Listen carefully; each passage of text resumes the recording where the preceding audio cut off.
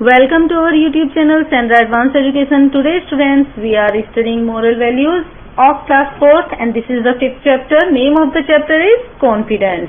It means आत्मविश्वास. Here are some questions. Do you have confidence in yourself? क्या आपके अंदर आत्मविश्वास है? How can you judge yourself to find confidence? आप अपने अंदर आत्मविश्वास का किस तरह से पता लगा सकते हैं?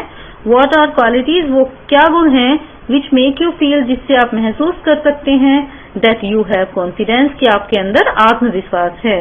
Okay, here is the story of a boy who has a great confidence in himself. Let's read the chapter. Eklavya was a bheel boy. Eklavya एक भील लड़का था. He had cherished desire to learn archery from Guru Dronacharya, who was the best teacher of this art. उसकी एक प्रबल इच्छा थी कि वह धनुर्विद्या सीखे. किससे? गुरु द्रोणाचार्य से, जो उस समय के महान शिक्षक थे ऑफ दिस आर्ट, इस विद्या के. इन दोज डेज, उन दिनों Guru Drona was the teacher of Kauravas and Pandavas. उन दिनों गुरु द्रोणाचार्य कौरव और पांडव को शिक्षा दे रहे थे या धनुर्विद्या सिखा रहे थे. Eklavya came to Dron and expressed his desire, but Guru refused to oblige him. Eklavya गुरु द्रोणाचार्य के पास गया और उसने उनके सामने अपनी इच्छा जाहिर की, लेकिन गुरु ने बिल्कुल मना कर दिया उसकी बात मानने से या उसको शिक्षा देने से मना कर दिया. However, Eklavya did not lose heart. इसके बावजूद एकलव्य ने अपनी हिम्मत नहीं हारी. He was determined to learn the art of archery. उसने दृढ़ निश्चय कर लिया था कि उसे तो धनुर्विद्या सीखनी है. He went to the forest. वह जंगल गया and made a statue of गुरु द्रोणाचार्य, और उसने गुरु द्रोण की एक प्रतिमा बनाई. He began to practice archery before the statue. और उसने उस प्रतिमा के सामने अपना अध्ययन करना शुरू कर दिया. उसने धनुर्विद्या सीखनी शुरू कर दी. Days passed by. दिन बीतते गए एंड वेरी सून, और बहुत जल्दी ही Eklavya become master in this art. Eklavya इस विद्या का बहुत ज्यादा ज्ञानी बन गया या उसने इस विद्या को बहुत अच्छे से सीख लिया. वन डे, एक दिन,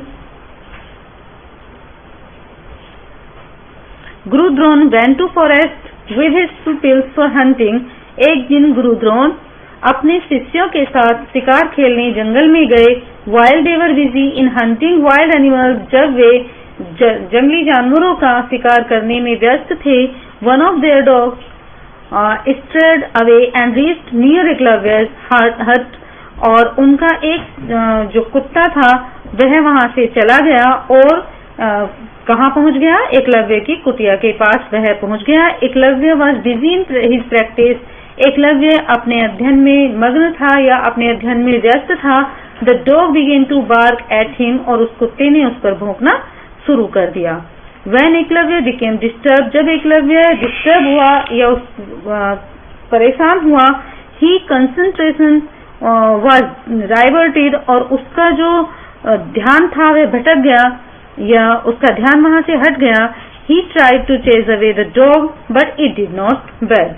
उसने उस कुत्ते को भगाने की पूरी कोशिश की लेकिन वह नहीं भागा. It began to bark more loudly. और इसने और ज्यादा तेज भौंकना शुरू कर दिया.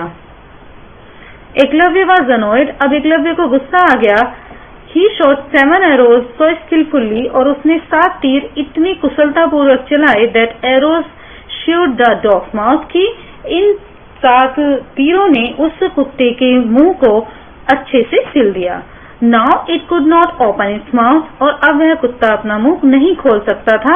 And so it could bark no more. और अब वह और ज्यादा नहीं भौंक पाया. However, it was not hurt at all. और इसके बावजूद वह उसको ज्यादा परेशानी भी नहीं हुई.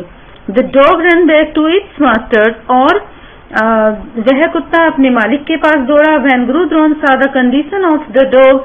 और जब गुरु द्रोण ने उस कुत्ते की स्थिति को देखा, He was greatly surprised.